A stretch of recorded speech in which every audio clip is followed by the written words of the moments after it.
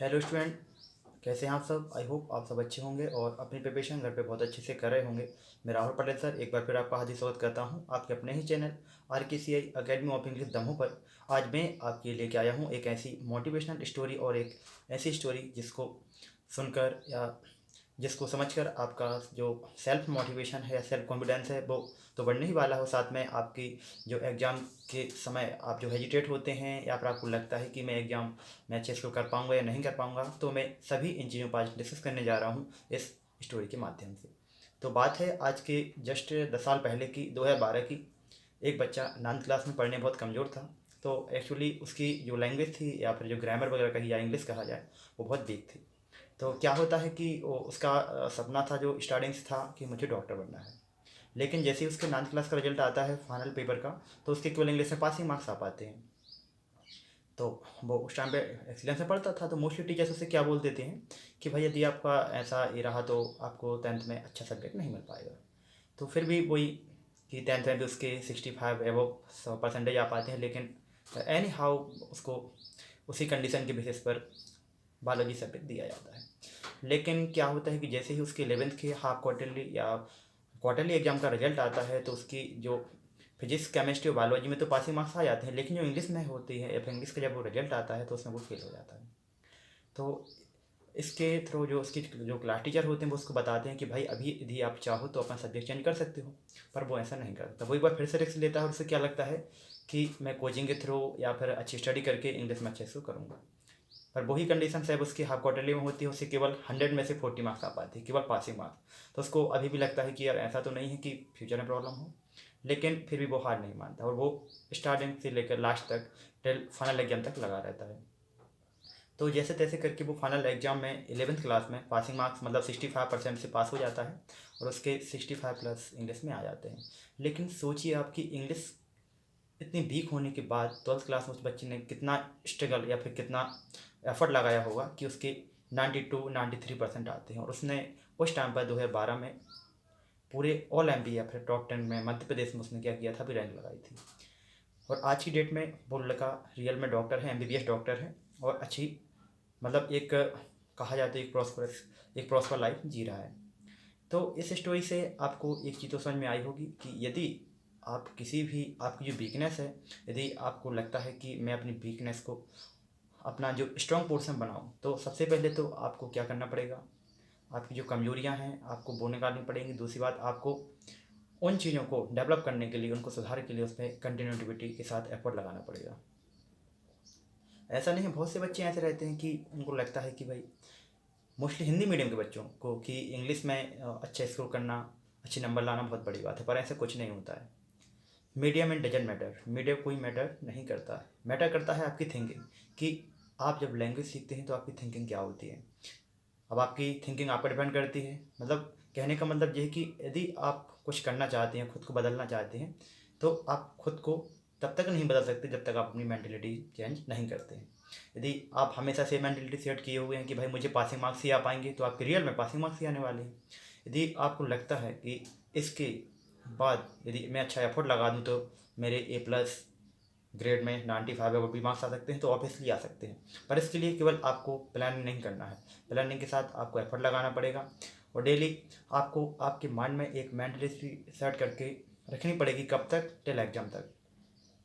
कि जिस टाइम आप अपना टाइम वेस्ट करते हैं उस टाइम पर कोई बच्चा पढ़ रहा होता है, और वही बच्चे और लास्ट में आपको जब रिजल्ट देखने मिलता है फाइनल एग्जाम का, तो वही बच्चे टॉप 10 में आते हैं। क्योंकि क्या होती है, जो सफलता होती है वो एक दिन का परिणाम नहीं होती है, उसके लिए आपको प्रतिदिन एफर्ट लगाना पड़ता है, आपकी कमजोरियों को निखारना पड़ता है, तभी कभी जाके आपको सफलता मिलती है। और रही बात तैयारी की, तो तैयारी के लिए तो मैं ये बोलूँगा कि सेल्फ स्टडी से बेटर कोई नहीं। रहा कोचिंग वगैरह का, तो कोचिंग का है कि कोचिंग से आपको अच्छा प्रॉपर गाइडेंस मिल सकता है, पर कब गाइडेंस तो आपको मिल सकता है, लेकिन जब तक आप घर पे सेल्फ स्टडी नहीं करोगे तो आप अच्छा स्कोरिंग और अच्छी परसेंटेज गेन नहीं कर सकते। क्योंकि वो बोलते हैं ना, सफलता कोई शॉर्टकट नहीं होता है। तो रियल है, क्योंकि यदि आप अच्छे से एफर्ट लगाओगे, अच्छा स्ट्रगल करोगे, तो रियल में एक दिन ऐसा आएगा कि सफलता आपकी कदम चूमेगी। और मैं तो 10th 12th क्लास के बच्चों को हमेशा ये बोलता हूँ कि जिसको ही फ्यूचर में जो भी करना है, जो भी आपने गोल सेट करके रखा है, तो 10th एंड 12th ये दोनों आपके प्लेटफॉर्म होते हैं। कैसे? जैसे मान के चलो 10th क्लास के बच्चे हैं, अब उनको 11th में कोई सब्जेक्ट लेना है, जैसे मान के चलो किसी को डॉक्टर बनना है तो उसको बायोलॉजी लेना पड़ेगा। अब किसी को जैसे मैथ्स का टीचर बनना है या कुछ भी बी वगैरह इंजीनियर बनना है तो उसको क्या लेना पड़ेगी? मैथ लेनी पड़ेगी। इसी टाइप से जैसे किसी को इंग्लिश फील्ड में आगे प्रोफेसर वगैरह बनना है तो उसको अपना क्या करना पड़ेगा, जो उसका क्राइटेरिया है उसको क्या करना पड़ेगा, आपको डेवलप करना पड़ेगा। तो इस तरीके से अच्छे से स्ट्रगल करके उसको एफर्ट लगाना पड़ेगा पूरा 10th और 12th में, क्योंकि जब तक आपकी शुरुआत अच्छी नहीं होगी तो आपका परिणाम जो रहेगा वो उसी पर डिपेंड करता है। क्योंकि बोलते हैं your last impression is the first impression, या फिर your first impression is the last impression. तो आप जितना अपने वर्क में जितनी ऑनेस्टी से एफर्ट लगाते हैं तो आप लाइफ में उतने ही सक्सेस हो जाते हैं। और रही बात कैसी कि लोग बोलते हैं कि भाई स्टडी प्लान, डेली रूटीन, तो मैं मानता हूँ कि ये सब ठीक है, पर किस हद तक, जब आप उस चीज़ पे फॉलो करते हैं, उस चीज़ को अमल में लाते हैं। और सबसे बड़ी बात कि जैसे आज आपने एक रिटर्न क्या टाइम शेड्यूल सेट किया कि मुझे 6 घंटे पढ़ना ही है, तो पढ़ना ही है। इसका मतलब ये नहीं कि आप 6 घंटे पढ़ना ही है कि आप बस बुक्स पढ़ के बैठ गए। आपके पास उसका आउटपुट भी होना चाहिए कि आपने 6 घंटे में क्या पढ़ा है, क्या उसकी स्कोरिंग की है ना। मतलब आपका रिजल्ट है जो वो ट्रांसपेरेंट होना चाहिए। और आपको जब आप, मैं बार बार बोलता हूँ कि जब आप स्टडी करने के लिए बैठते हैं, पढ़ते हैं, तो केवल आपका फोकस ओनली होना चाहिए पढ़ाई पर। और जो भी डिस्टर्बेंस करने वाली चीज़ें हैं, जैसे मोबाइल हो गया, सोशल मीडिया हो गई, अदर चीज़ें हो गई, कोई वर्क हो गया, फैमिली से रिलेटेड या पर्सनल वर्क, तो आपको क्या करना है, एक ऐसे एटमोसफियर में जाके पढ़ना है कि आप उस माहौल में आके आपको कुछ भी याद ना रहे, केवल सिवाय पढ़ाई के। तो आई होप कि जो आज मैंने आपके साथ स्टोरी शेयर की है, इसको आप अपने जीवन में अमल करोगे और आप जो अपने जीवन में बनना चाहते हैं, जितनी अच्छी स्कोरिंग करना चाहते हैं, वो करो। तो इन्हीं आशाओं के साथ मिलते हैं क्लासेस में।